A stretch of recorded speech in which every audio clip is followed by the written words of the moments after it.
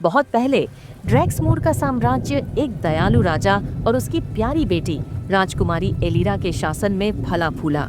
लेकिन राजा द्वारा उसकी इच्छा के आगे झुकने से इनकार करने पर क्रोधित एक काले जादूगर ने भूमि को शापित कर दिया। रातों रात एक बार संपन्न राज्य बर्बाद हो गया, इसके लोग गायब हो गए और राजकुमारी एलिरा को अपने महल में कैद कर दिया गया, जो हमेशा के लिए शोक मना रही थी। पीढ़ियों बाद राज्य मिथक में बदल गया, लेकिन इसकी शापित राजकुमारी की फुसफुसाहट बनी रही। शोहरत या धन की तलाश करने वाले साहसी लोग जंगल में चले जाते थे, कभी वापस नहीं लौटते। किंवदंतियों के पीछे की सच्चाई को उजागर करने के लिए दृढ़ संकल्पित 4 साहसी लियाम, कारा, नादिया और मार्कस खोए हुए राज्य को खोजने निकल पड़े। ग्रामीणों की चेतावनियों के बावजूद वे एक नक्शे के सहारे आगे बढ़ते रहे, जिसमें अनगिनत खजाने मिलने का वादा किया गया था। जैसे ही वे जंगल में दाखिल हुए, हवा ठंडी हो गई और एक अप्राकृतिक सन्नाटा छा गया। ऐसा लग रहा था जैसे जंगल खुद उन्हें देख रहा हो। समूह आखिरकार महल के द्वार पर पहुंच गया। यह दृश्य विस्मयकारी और भयावह दोनों था।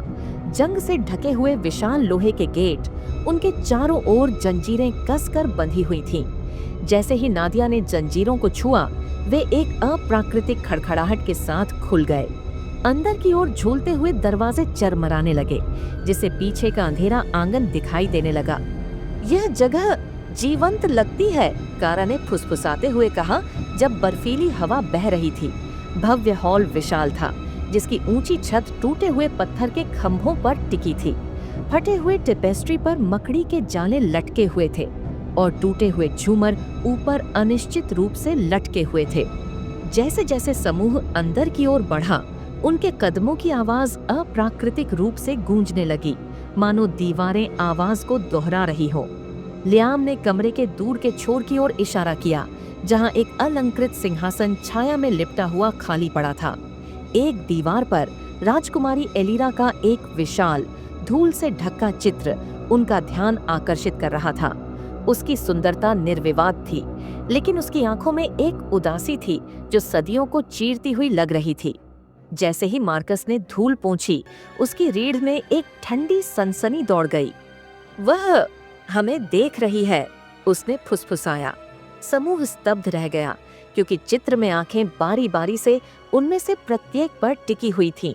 जैसे जैसे वे आगे बढ़ते गए, समूह एक भव्य बॉलरूम में प्रवेश करता गया। उन्हें आश्चर्य हुआ कि कमरा पारदर्शी आकृतियों से भरा हुआ था, जो एक अदृश्य ऑर्केस्ट्रा द्वारा बजाए गए एक भयानक धुन पर नाच रहे थे। आत्माएं एकदम सामंजस्य में चल रही थीं। उनके चेहरे पर कोई भावना नहीं थी। जब लियाम गलती से डांस फ्लोर पर चला गया, तो आकृतियां समूह की ओर मुड़ गईं। उनकी खोखली आंखें गुस्से से जल रही थीं। एक गुप्त कक्ष में नादिया को एक पुरानी चमड़े से बंधी डायरी मिली। जैसे जैसे वह पढ़ती गई, राजकुमारी एलिरा की दुखद कहानी सामने आती गई। जिन लोगों पर उसने भरोसा किया, उनसे धोखा खाने के कारण उसे अनंत काल तक अपने दुख और क्रोध को फिर से जीने का अभिशाप मिला। उसका दुख क्रोध में बदल गया और उसकी आत्मा अब महल में प्रवेश करने वाले किसी भी व्यक्ति को पीड़ा देती थी। हमें इसे खत्म करना होगा, नादिया ने कांपते हुए कहा। वह पीड़ित है और अगर हम रुकेंगे तो हम भी पीड़ित होंगे। कमरे में ठंडी हवा बह रही थी और रोशनी टिमटिमा रही थी। धीरे धीरे छाया से एक आकृति उभरी। राजकुमारी एलिरा, उसका कभी सुंदर चेहरा अब दुख और क्रोध से विकृत हो गया था। उसका फटा हुआ गाउन पानी के नीचे तैर रहा था और उसकी चमकती आंखें उनकी आत्माओं में घुस रही थीं। तुम क्यों आए हो? उसने फुसफुसाते हुए कहा। उसकी आवाज अस्वाभाविक रूप से गूंज रही थी। जैसे ही समूह ने समझाने की कोशिश की, उसका गुस्सा फूट पड़ा, जिससे फर्नीचर उड़ गए और दीवारें कांप उठीं। डायरी के मार्गदर्शन में समूह ने अभिशाप को तोड़ने के लिए एक अनुष्ठान तैयार किया। जैसे ही उन्होंने मंत्रोच्चार किया, एलिरा की आत्मा चीख उठी। उसका रूप सुंदरता और राक्षसी क्रोध के बीच झिलमिला रहा था। महल हिंसक रूप से हिल गया, क्योंकि छायाएं उनके चारों ओर घूम रही थीं। कारा ने महसूस किया कि अभिशाप के लिए बलिदान की आवश्यकता है। एलिरा की पीड़ा को समाप्त करने के लिए खुद को आगे बढ़ाया। एक चमकदार रोशनी ने कमरे को घेर लिया और फिर सन्नाटा। जैसे ही भोर हुई, महल शांत और स्थिर हो गया। दमनकारी अंधेरा चला गया था और शांति की भावना हवा में भर गई थी। सिंहासन कक्ष में एलीरा की एक धुंधली चमकती हुई आकृति दिखाई दी। उसका चेहरा शांत था। उसने प्रकाश में लुप्त होने से पहले कृतज्ञता में सिर हिलाया।